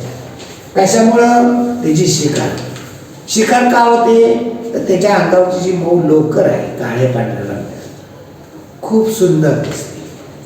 मग त्याची शिकार त्याच्या वरच्या कातडीसाठी होते. म्हणजे महत्वाचं की तो पाहिला असेल पांढरा प्राणी तर तुम्ही पहा. तर त्याचा काय झालं? त्याची शिकार व्हायला लागली. आणि दुसरं की त्याचं जे नैसर्गिक अधिवास होता, बांबूची झाडं, ती हळूहळू नष्ट व्हायला लागली. लोकांनी मोठ्या प्रमाणात कागदाच्या कारखान्यासाठी बांबू तोडली, यांना खायला मिळेल. त्यामुळं बरं दुसऱ्या झाडाचा पाला त्यांना चालत नाही, फक्त बांबूची कोवळी पानच लागतात. त्यामुळे नैसर्गिक अधिवास नष्ट झाला आणि शिकार, त्यामुळे हा प्राणी विलुप्त व्हायला लागला, नष्ट व्हायला लागला. ते आता फक्त प्राणी या संग्रहालयातच दिसतात. जसं आपल्याकडे बिबट्या प्राणी हा फक्त प्राणी संग्रहालयातच दिसतो, तशा पद्धतीने. मात्र प्राणी संग्रहालयात त्याचे संगोपन अवघड असते. प्राणी संग्रहालयात त्याचं अवघड असतं, कारण त्यांच्यासाठी पुरेसा आहार उपलब्ध करून देणं कठीण आहे. प्राणी संग्रहालयाच्या थोड्याशा जागेमध्ये हे प्राणी घ्यायचे. आता जंगलात मोठ्या भागावरती बांबूचं लावत आहे आणि मग जंगलात त्यांना हे करताय, जंगलात लोक रात्रीची बेरात्रीची शिकार करतायत. मग प्राणी संग्रहालयात ठेवलं तर त्यांना पोटभर व्हायला बांबूची झाडं तेवढी पाहिजे, तेवढी संख्या नाही आहे. बांबूची तिथंच किती झाडं लावणार आणि तेवढा पुरेसा आहार त्यांना नाही. तर आता उत्तराचे प्रश्न सोडवूया. प्राणी संग्रहालयात भीमकाय पांडाचे संगोपन अवघड का ठरते? तिथे खूप वर्दळ असते म्हणून नाही, तिथे त्यांच्या पिल्लांना सांभाळणे शक्य नाही, त्यांच्यासाठी पुरेसा आहार मिळवणे कठीण आहे. बरोबर, ते शिकाऱ्यांना घाबरतात नाही. म्हणजे प्राणी संग्रहालयात त्यांना पुरेसा आहार देणं शक्य होत नाही, ते बाकीचं काही खात नाही. भीमकाय पांडाचा मुख्य आहार कोणता? बांबूची कोवळी पाने. इथं बाकीचं काय गरज नाही, कारण ते फक्त आणि फक्त बांबूची कोवळी पानेच खातात. हा सुद्धा प्राणी विलुप्त होण्याच्या मार्गावर आहे. विलुप्त म्हणजे नष्ट होण्याच्या. का? त्याच्या मनोरंजनासाठी प्राणी संग्रहालय ठेवण्यात येतं नाही. मोठ्या प्रमाणात करण्यात येणारे शिकार आणि नैसर्गिक अधिवास नष्ट होत चाललेले आहेत, त्यामुळे तो नष्ट व्हायला लागलेला आहे. बरोबर आहे. चीनमध्ये बांबू जंगल पुरेसे नाही, ते सगळं जन्म झाल्यावर मरण पावतात. तर उत्तर नष्ट होण्याचं कारण तर शिकार होते त्यांची आणि नैसर्गिक अधिवास त्यांचा नष्ट होत जातो. भीमकाय या शब्दाचा विरुद्ध आहे. भीमकाय म्हणजे भीमासारखा, त्याच्या विरुद्ध काय होणार आहे? लहान, मोठा, विस्तृत, लांबलचक. भीमकायचे समानार्थी शब्द आहे. आपल्याला विरुद्धार्थी शब्द विचारलाय लहान. आता प्राणी संग्रहालया, आता शब्दशः घेतला तर प्राणी संग्रहालय याचा अर्थ फक्त प्राण्यांचं संग्रहालय. असं एकही प्राणी संग्रहालय नाही जिथं फक्त एकच विशिष्ट प्राणी संग्रहालयामध्ये मोठ्या प्रमाणावर माणसं जातात की ज्या ठिकाणी जे प्राणी पक्षी जे नष्ट व्हायला लागले त्यांच्यासाठी ते प्राणी संग्रहालय. असे एका प्राण्यासाठी म्हणून ते तयार केलेले नाही. मग त्या ठिकाणी प्राणी असतात, पक्षी असतात, सगळं असतं. इथं पक्षी पिंजऱ्यात ठेवले जातात, फक्त पक्षीच असतात का प्राणी संग्रहालयात? नाही. पशु चालतात व विश्रांती घेतात, फक्त पशु. जे इथं पशु चालतात आणि विश्रांती घेतात, याचं संरक्षणासाठी केलेलं आहे आपण. पुढं मुलं पशूंचे मनोरंजन करण्यास येतात. मुलं तिथं त्यांना पाहण्यासाठी येतात, त्यामुळे मुलांचं मनोरंजन होतं. हे काय मुलं पक्ष्याचं पशुचं मनोरंजन करण्यासाठी येत नाही. आणि चौथं, पशु पक्षींना कुंपणात व पिंजऱ्यात ठेवले जातं. हे जे पशु पक्षी आहेत यांना कुंपणात ठेवलं, हे बंदिस्त त्याच्यामध्ये, पण पिंजऱ्यात नव्हे. वाघ, सिंह आपण छोट्याशा पिंजऱ्यामध्ये जागा नाही पुरेशी, ते तर मोठ्या मोकळ्या याच्यामध्ये कुंपणात. कुंपण म्हणजे बंदिस्त असतं, ते खूप मोठं असतं, त्याच्या बाहेर जाऊ शकत नाही. पण त्याच्या आतमध्ये विस्तृत जागा आहे, त्याला म्हणतात कुंपण, आणि त्याच्या पिंजऱ्यात पण ठेवलेलं असतं. ओके, चला पुढील उत्तराकडे जाऊया आपण. पुढचा 71 ते 75.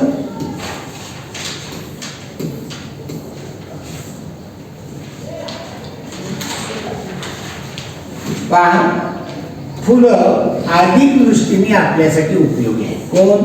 फुलं. फुलांचे अनेकविध रंग आणि आकृत्या असतात. प्रत्येक फुल वेगळं आहे, प्रत्येक फुलाचा रंग वेगळा आहे, प्रत्येक फुलाचा आकार वेगळा आहे, म्हणजे आकृती. फुलं सौंदर्याचं प्रतीक आहे. फुलांचा वापर धार्मिक पूजेत केला जातो की आपल्याला पूजेत देवाला फुलं आपण वाहतोच. प्रेम आणि कृतज्ञता व्यक्त करण्यासाठी पुष्पगुच्छ दिले जातात. आपल्या शिक्षकांना पुष्पगुच्छ देतो, पाहुण्यांना त्यांच्याबद्दल प्रेम व्यक्त करण्यासाठी पुष्पगुच्छ देतो, त्यांचं स्वागत करतो पुष्पगुच्छ, त्यांच्याबद्दल कृतज्ञता व्यक्त करतो. फुलांचे हार तयार करून देवतांना वाहण्यासाठी आणि महान लोकांच्या स्मरणार्थ वापरले जातात. हे महान लोक आहेत, देवांना पहिल्यांदा फुलांचे हार वाहिले जातात, आणि जे महान लोक आहेत त्यांच्या स्मरणार्थ म्हणजे त्यांच्या फोटोंना पुतळ्यांना हार घातले जातात. स्वतःच्या सभोवतालच्या वातावरणाची शोभा वाढवण्यासाठी फुलांचा फुलदाणीत सजवून ठेवण्यात येतं. घरामध्ये, आपल्या घरामध्ये वातावरण शोभा वाढवण्यासाठी आपल्या घराच्या हॉलमध्ये आपण फुलदाणीमध्ये फुलं सजवतो, त्यामुळे आनंद खूप छान वाटतो. पुढं फुलांचे व्यावहारिक उपयोग देखील आहे, हे आपण पाहिले. व्यावहारिक म्हणजे ज्यात पैसा मिळेल, व्यवसाय आहे. व्यावसायिक उपयोग काय, याचा वापर काय, अत्तर, त्या फुलांचं जास्मिन, जास्वंद याच्या फुलांचं, जास्मिनच्या फुलामधलं अत्तर काढलं जातं, त्याचा सेंट, गुलाबाचं, सगळ्या फुलांचा पासून अत्तर तयार करतात, चहा तयार करतात आणि सौंदर्य प्रसाधने, खूप सुंदर वास, सौंदर्य प्रसाधने स्त्रिया वापरतात. पॉन्ड्स, 100 दिवसात गोरी पान व्हा, अशी जाहिरात वगैरे पाहतो. त्याच्यामध्ये वापरलेले असतात या सौंदर्य प्रसाधनामध्ये फुलांचे सेंट वापरले असतात, म्हणजे फुलं देखील वापरलेली असतात. काही फुलांचा वापर औषधं तयार करण्यासाठी, फुलांपासून औषधं तयार केली जातात. थोडक्यात फुलं महत्त्वाचे आहेत कारण त्याचा शरीर मनावर सकारात्मक परिणाम होतो. शरीरावर का परिणाम होतो तर औषधे, मनावर का होतो की तो आपल्या समोर ठेवली वगैरे तर त्याला आपल्याला खूप छान वाटतं. म्हणजे फुलांचा हार घातल्यापेक्षा आपल्या फुलदाणीमध्ये फुलं जर लावली सकाळी पाहिली तर खूप छान वाटतं, म्हणजे मन ताजंतवानं होतं, म्हणजे मनावर आणि शरीरावर परिणाम. आता याचे प्रश्न बघू. फुले अनेक दृष्टींनी उपयोगी आहे, पहिल्याच ओळीला दिलेले अनेक दृष्टींनी उपयोगी आहे. फुलं टिंबटिंब आढळतात, अनेकविध आकृत्यात, अनेकविध रंगात, अनेकविध रंग आणि आकृत्यात समान आकार, अनेकविध रंगात आणि आकृत्यामध्ये. फुलांचा व्यावहारिक उपयोग म्हणजे चहा, अत्तर आणि सौंदर्य प्रसाधन तयार करणे. व्यावहारिक, व्यवसाय म्हणून फुलदाणी सजवणे व्यवसाय का नाही, माळ गुंफणे व्यवसाय का, मग माळी करतात पण ते सगळं नाही, पूर्ण व्यवसाय. इथं चहा त्यापासून मोठ्या प्रमाणात पैसा मिळतो, अत्तर आणि सौंदर्य प्रसाधन इथं मोठ्या प्रमाणात, इथे थोडासा पैसा.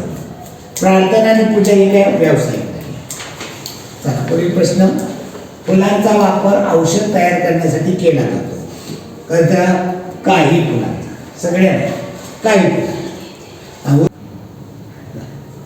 शेवटचा वापरचे राष्ट्रीय संग्रहालय दिल्लीमधलं जे राष्ट्रीय संग्रहालय, येथे जाड काचेच्या मागे मांडून ठेवलेल्या जागतिक कीर्तीच्या नर्तकीला कसे विसरता येईल. मोहनजोदडो येथे नृत्य करत असलेली ही नर्तकी पितळी धातूची दुर्लभ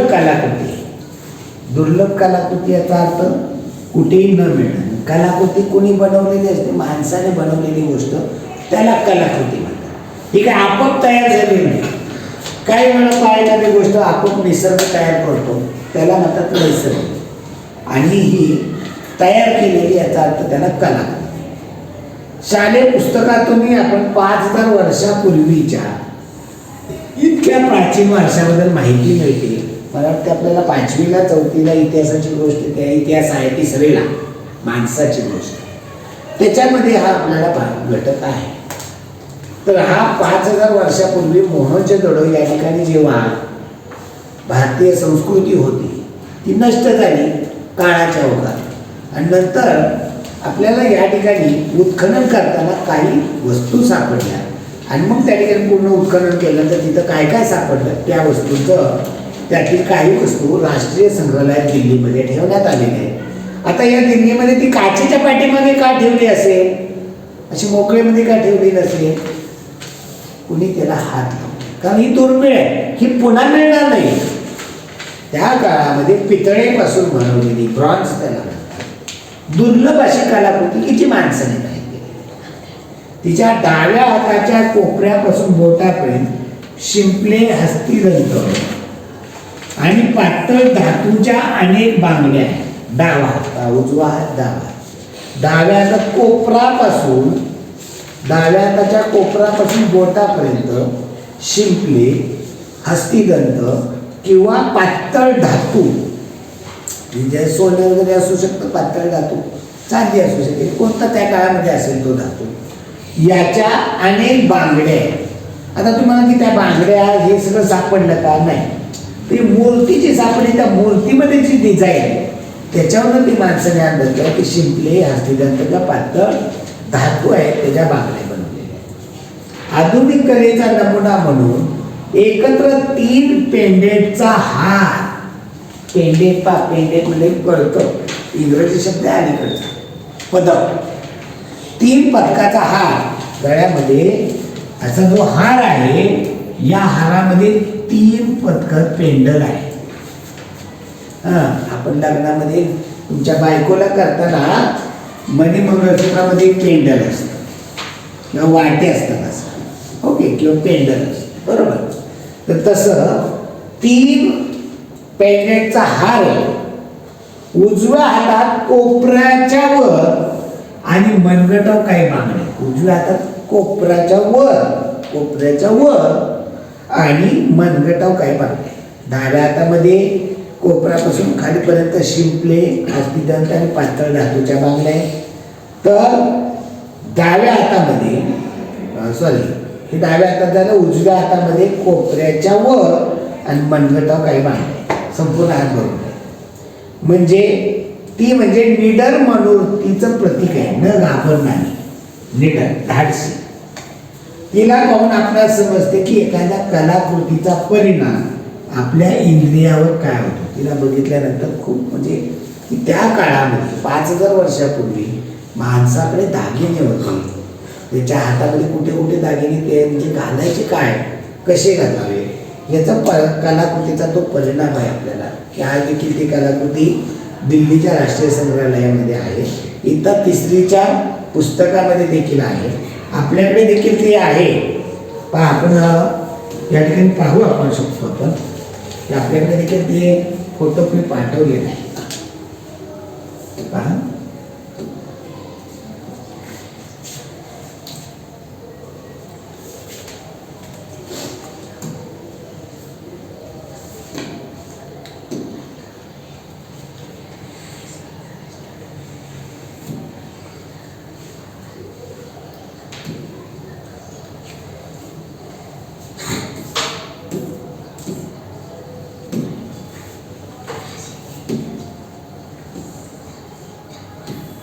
ही दगडाची मूर्ती नाही, ही जी मूर्ती आहे ती धातूची, पितळेपासून बनवलेली.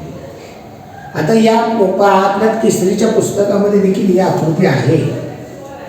या आकृतीमध्ये काय सांगितलेलं आहे पहा, की डाव्या हातामध्ये इथे खाली बांगड्या आहेत हस्तिदंताच्या आणि पातळ धातूच्या आणि शिंपल्यांच्या. शिंपलेचे नदीमध्ये जमतात. तर या ठिकाणी ही जी मूर्ती आहे पितळेची आहे, 5000 वर्षापूर्वीची उत्खननाला सापडलेली दिल्लीच्या प्राणी संग्रहालयात. तिच्या गळ्यामध्ये पेंडेंट आहे पहा, हातामध्ये बांगड्या आहेत, याचं तिथं वर्णन केलेलं आपण 3रीच्या पुस्तकामध्ये आहे. ओके, नंतर आपल्याला हे माघारी आपल्याला पाहायचं, उतार्यावरती जायचं की या उतारा आपण हे 3रीमध्ये अभ्यासलेला आहे, त्यामुळे सापडायला काहीच अडचण नव्हती. त्यामुळे हे आपल्याला लगेच सापडायला हवं होतं. आता या ठिकाणी शेवटचा उतारा आपण पाहतोय.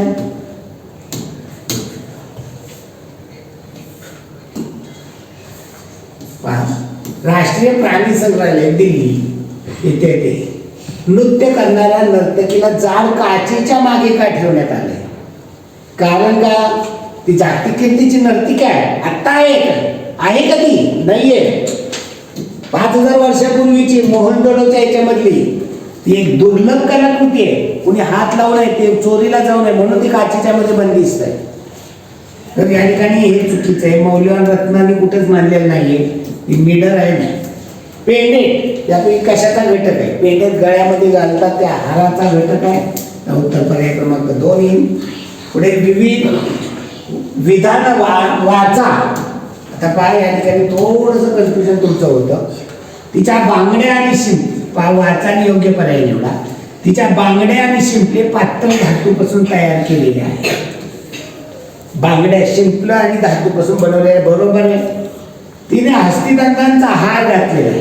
आता याच्यामध्ये म्हणलेलं नाही हस्तिदंताचा हार, परंतु जर व्यवस्थित समजून घेतलं तर तुम्हाला इथं पहा हस्तिदंताचा हार म्हणलेला नाहीये, पण तिच्या डाव्या हातात कोपऱ्यापासून बोटांपर्यंत शिंपले हस्तिदंत आणि पातळ धातूच्या बांगड्या आहे. हार आहेत म्हणलंय का? नाही. आधुनिक कलेचा नमुना म्हणून एकत्र 3 पेंडेंटचा हार. तो हार कशाने बनवलेला आहे? की शिंपले असू शकतो, हस्तिदंत असू शकतं, पातळ धातू असू शकतो. यात कशाचं बनवलेलं आहे ते म्हणलेलं नाही. त्यामुळे या ठिकाणी आपल्याला म्हणू शकतो आपण, पण हे कन्फर्म नाही की या की तिने हस्तिदंताचा हार घातलाय म्हणू शकतो. ओके, म्हणजे पर्याय 1 बरोबर येते, पर्याय 2 चुकीचा आहे. म्हणजे पहिलं सत्य, दुसरं असत्य. त्या उत्तर पर्याय क्रमांक 1 येईल. 19 निडर या शब्दाचा समानार्थी शब्द. निडर म्हणजे न घाबरणारा, धाडसी याचा समानार्थी नसलेला शब्द. भित्रा, शोध म्हणजे निडर, धाडसी म्हणजे निडर, पराक्रम म्हणजे निडर, उत्तर येणारे भित्रा हा समानार्थी शब्द नाहीये. शेवट पहा उत्तर. कलाकृती या शब्दाचा अर्थ. कलाकृती कोण बनवतो? कलात्मक नमुने. कलेचा तपशील नाही, माणसाने तयार केलेला कलात्मक नमुना. माणसाने तयार केलेल्या वस्तू असतील, गोष्टी असतील याला कलात्मक वस्तू असं म्हणतात, कलाकृती असं म्हणतात. खणून काढलेली नाही, तांब्याची मूर्ती. त्या उत्तर पर्याय क्रमांक 2. धन्यवाद मित्रांनो, भेटू पुढील भागामध्ये, पुढील व्हिडिओमध्ये. धन्यवाद.